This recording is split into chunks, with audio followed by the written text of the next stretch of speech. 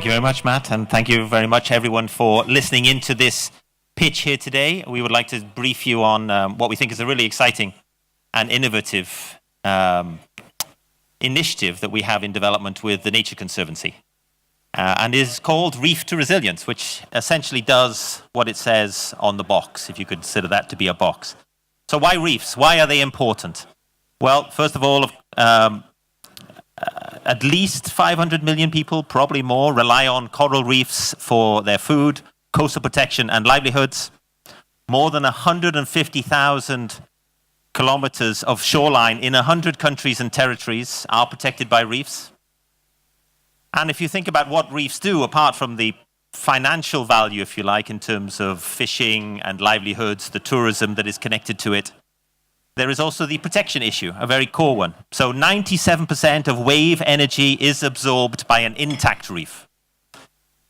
And if you look at the statistics, a coastline without reef there is going to be roughly about 10 times the amount of erosion on that coastline. So I think the facts and figures as to why reef coastlines are important are pretty clear. Now, what's the current condition of reefs? Well, I think you've probably seen a lot of the research done indeed by the Nature Conservancy and many others, that reefs are under continual and indeed increasing pressure, both in terms of the, if you like, the sudden impact of hurricanes and storms and what that does to the actual quality of the reef in terms of its, if you like, destruction and erosion over time, and then the slower impacts of warming oceans, altering currents, and increasing acidification, which are gradually over time eroding the protective value of these reefs. So this is why, if you like, we're getting together with TNC. Sorry, small interjection from the sidelines there. And this initiative is all about tackling those issues and to increase those protective values of the reef. It is something which we've brought together through the Insurance Development Forum, which is an initiative led by industry and co-chaired at the highest level by Joachim Levy at the World Bank and Achim Steiner at UNDP. And it is all about focusing on this protective value of reefs. We are focusing on 10 at-risk coastal areas, protecting more than 500 kilometers of critical coastline, and the lives, livelihoods, and assets of more than 20 million people, with these initiatives to start by 2020.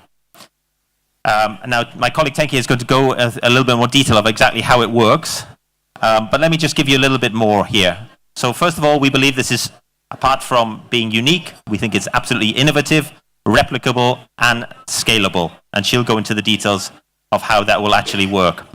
So our sort of bottom line here is by 2020, we envisage that in these 10 priority countries, insurance markets will be developed. Specific products based on this insurance of natural capital will be created, and this will protect the livelihoods, assets, and indeed many other things of coastal communities. And it will include a contribution not just to, if you like, the SDGs, the national adaptation plans, the NDCs, but pretty much all aspects of development in those countries where reefs are a priority issue. And with that, I will hand over to Tenke. Thank you. Thank you, Jan. So to continue, let's discuss the mechanics of this initiative. What does this instrument actually look like? Well, there's two very interesting attributes. It works both ex ante and ex post. So ex ante, we're very considerate of looking at the insurance implications. So how do we actually provide protection? Well, it's an innovative insurance mechanism. Then ex post, so after an event, what can we do to provide resilience long term? Well, this is in the form of investment in areas like infrastructure and reef enhancement. So beginning with Mexico in particular, and this initiative was launched 2 months ago, what we're going to do is first work with the hotel associations. They're purchasing the insurance and they're paying the premiums that come from the tourism sector in the form of tax revenue today into a trust fund. What this trust fund will do is it's an independent vehicle set up explicitly for the purpose of contracting services for the reef restoration, in particular maintenance, and then down the line resilience needs. It's very interesting to have this vehicle because it's either an SPV or a trust in this circumstance. So while we can designate the activities that are involved in the short term, there's a lot of flexibility for long-term enhancements. After the trust fund contract services for reef restoration, the next step is the purchase of the actual insurance policy. What this does is that when the parametric trigger is triggered, so in the event of a catastrophe such as a Category 3 hurricane, then the parametric trigger right away says we must release the funding, the financing for the restoration, for the damages, for whatever is caused negatively during this event. After the payout of the parametric trigger, then there's a trust for emergency restoration work. So what does this look like? Perhaps the beach was destroyed and hotels are not benefiting because the tourists aren't coming. And most importantly, from a livelihoods perspective and where UNDP is coming in, is to say we're going to measure the livelihoods at risk today and actually measure and show how an intact reef will improve those livelihoods. So what is the thinking here? For example, if you're a tourism sector worker, you're in a hotel that's prone to damage, in the case of Puerto Morelos in Mexico, well, when you have your hotel damaged, there's no electricity, no running water, then not just the tourists aren't coming, but you can't get to work either. What we are going to set out to prove with TNC is that by having a more enhanced coral reef, you're also going to be able to get people back to work better. We'd like to measure this, monetize this, and then ultimately build this into the reef mechanism. So in addition to having this emergency restoration, the hotels are benefiting from the payout, so a more quick payout than other traditional insurance mechanisms. The beaches are cleaned up, people are getting back to work faster, and of course the tourism sector is more resilient. At the same time, and underlying this whole initiative is the health of the coral reef, so we can work on enhancements both during ex ante and ex post, for example, of limestone walls that are actually built adjacent to the reef to provide a support system. We're working on reef nurseries that will actually plant small coral reefs that are more resilient to climate change, as well as other benefits that we're looking at innovatively through the scientific community. So finally, by bringing all these elements together, we have a more intact tourism sector, we have livelihoods that are protected, and then a really unique blending of livelihoods and natural capital. So we hope that you join us in supporting and scaling and identifying new opportunities for this initiative. And with that, I will turn it over to Matt, perhaps, for some questions. Sure thing. Thank you very much for coming. This one also stood out on the whole agenda. We have 31 companies and initiatives that are coming over these 3 days, and this one stood out for me personally. I went scuba diving on the Great Barrier Reef in November, and it was an incredibly, as a human being, it was a very moving experience. Having read the news and seen the photos and watched the documentaries about how other parts of the coral reef were dying. And so I think that what you guys are doing, bringing together the private sector, insurance companies, the Nature Conservancy, UNDP, tying it to tourism sector, doing this data analysis is, I'd use a colloquialism, it's awesome. You guys are really doing really cool, forward-thinking stuff. As with our other pitches, I'd like to open it to the floor in case we have any from our audience. Yeah, please. Tenke, do you want to? Hi, thanks very much. Interesting proposition. I've got 4 questions, if I may. What was the limit on the policy? How much did it cost, not premium-wise, but in order to do all the studies, in order to understand the risk, the exposure, and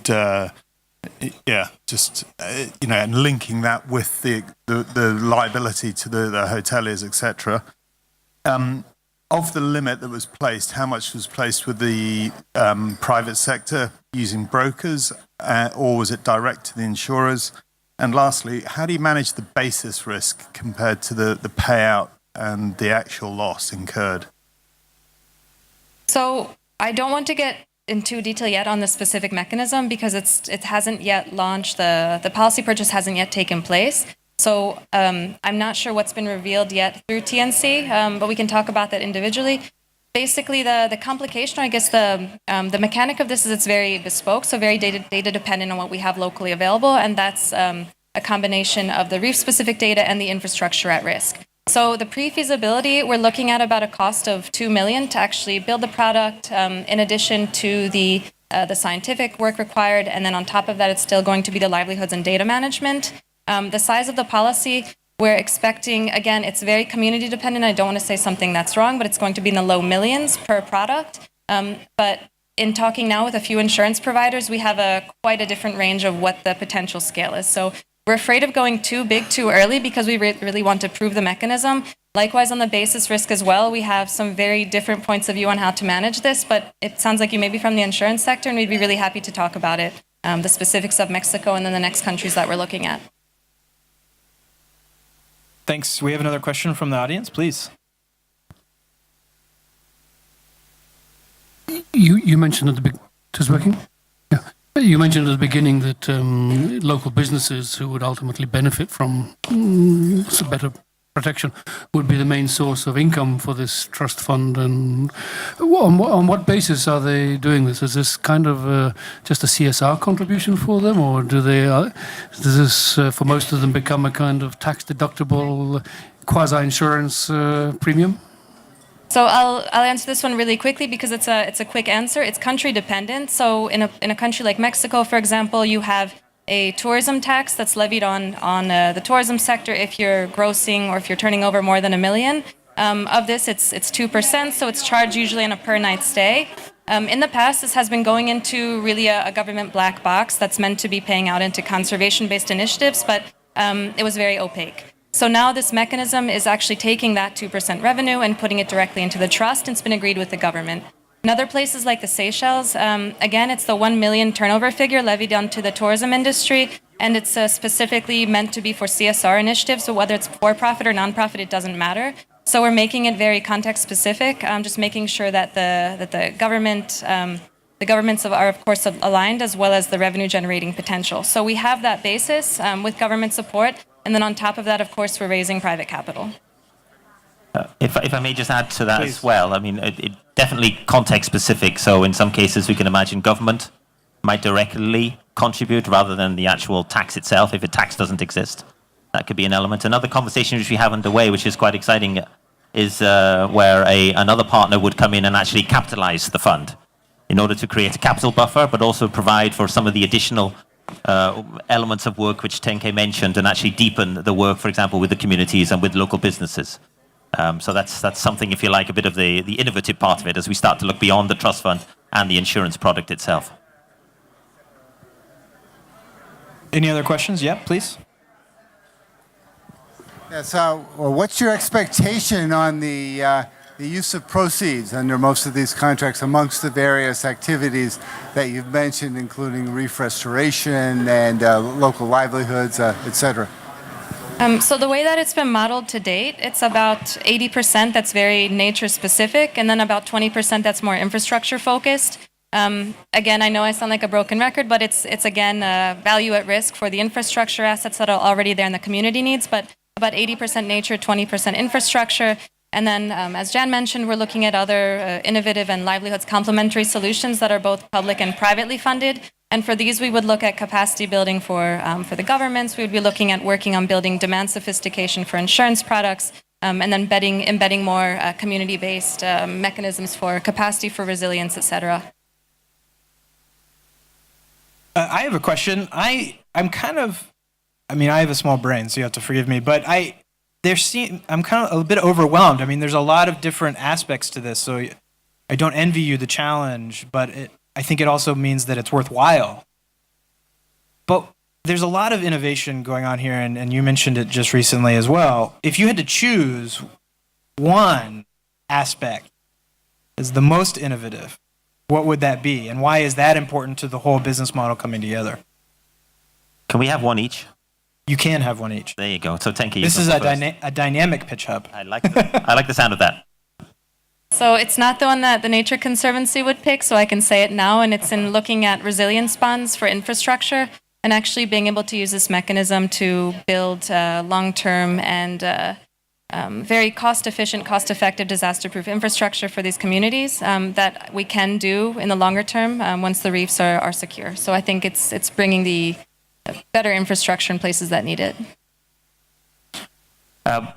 Innovation, yes? Yes. Well, I mean, I guess this maybe just go back to the centrality of the initiative, which is, we have if you like, a global public good in terms of the natural capital, and in this term, reefs. But actually, we're looking at extending this work into marshlands and into can't think of the word. Mangroves. Mangroves, there we go. Because there are many other ways in which natural capital, especially a coastline, can indeed add resilience as well. So, but the idea of, if you like, the public and private sector coming together to build and manage an insurance product which actually increases the sustainability of the reef, of the protective value over time, I think is a major innovative idea.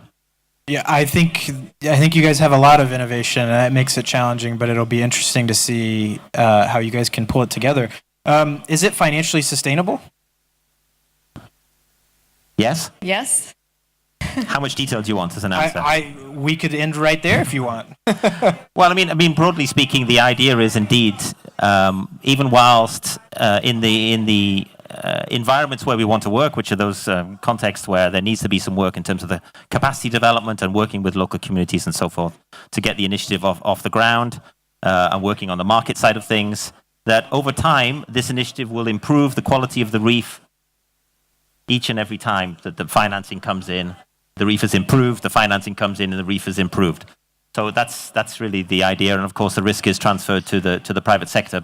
Anything more? Just the fact that because the trust fund is in bulk going to be capitalized through this tourism revenue, and of course that's being used to buy the insurance policy, it's not going to pay out every year, or it's not going to need to be triggered every year, and so we're not going to have to draw down that trust fund annually. So the way, again, that it's modeled out right now is that the buffer that we're able to use for resilience activities will continue to grow over time. And then the positive expressions of interest we've had from both public government donors as well as the private sector to come into this, I think it's been very positive so far. So we're confident that it can be modeled in a very attractive way long term. UNDP and insurance. Is this a strategic fit? Yes. I mean, I guess I would say yes. I mean, UNDP's engagement with the insurance sector probably goes back about 2 decades, stretching across a wide range of areas, micro insurance, research and advocacy work, livelihoods and pensions insurance, some of it financed by the GEF or other vertical funds, pretty wide in terms of its geographic scope. I think what's probably changed is the Insurance Development Forum, which has provided a focus, if you like, for not just ourselves, but also other actors, especially the private sector, to really engage on this relationship between insurance and development. So, I mean, we are firmly behind the idea that insurance is an important part of the sustainable development picture. It's definitely related to at least 6 of the SDGs. Probably you could say all of them to an extent. It's not the whole of the risk management solution, but it's an important part. So for us, it's definitely an essential part of the way forward. What impact metrics will you use to gauge success? You touched on them briefly earlier, but I don't know if you want to say anything more about them. Well, part of the country level work that UNDP will be engaging in is actually identifying those livelihoods and assets at risk. So on the one hand, it's going to be straightforward, although resource consuming, to put a dollar value on what's at risk and what we're improving upon. But more specifically, we'd like to go beyond the employment, the job counting, the very I think impact 1.0 metrics, and look at 2.0 as to how are we improving the quality of employment and the quality of livelihoods. How we're doing this yet, I think it's going to be a bit of a pilot with Mexico first, but as a basis, I expect we're drawing a lot from the IRIS catalog, which is very common in impact investing, and then building on that. So we're really open to collaborative ideas on this. We have another question from the audience. Can you talk a little bit more about the triggers for the parametric insurance? Is it just windstorm or hurricane risk? What about other perils such as, a tanker colliding and having an environmental impact from an oil spill? What about someone just coming in and building a bloody great hotel that really doesn't fit with the environmental sustainability of the region? What happens in those scenarios? Right now, it's been linked to hurricanes and to wind speed, and tsunamis, of course, so wave height. But beyond that, I think it'd be very interesting to add the components that you've described. But to my knowledge, it's been more of a limitation of the modeling capabilities and of the insurers who's been informing the first product. But it'd be great to follow up with you and get your ideas on this. So where will you take this innovation next, and what are you looking for now? I mean, what do you hope to get out of your time here at I4C and beyond? You go first. You go first this time, Tink. So, as Jan mentioned, it's in one country now, and we're looking to take it to 10 in the next about 3 years or so, at least begin the scoping work. Right now, the feasibility is underway. The long list of countries has been selected just based on the reef quality and the infrastructure.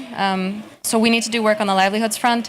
So it's going to be a slow but deliberate rollout of the viable geographies, and then, of course, bringing in our colleagues from the insurance modeling industry, because that's where I think there might be a little bit of a bottleneck, just in terms of identifying what's already available and what can be modeled, and realistically, can we actually sell this policy? Is there a demand for it? So there's a very ambitious vision, which you've heard, but a very systematic way of getting there. Yes, I mean, just very quickly to add to that, I mean, presently our challenge is actually just managing some of the communications around the initiative, just because there's quite a lot of discussions and engagement with donors, with development banks, and indeed the private sector. There are at least 5 major private sector carriers that are very interested in working in this space, for example. So that's part of the conversation.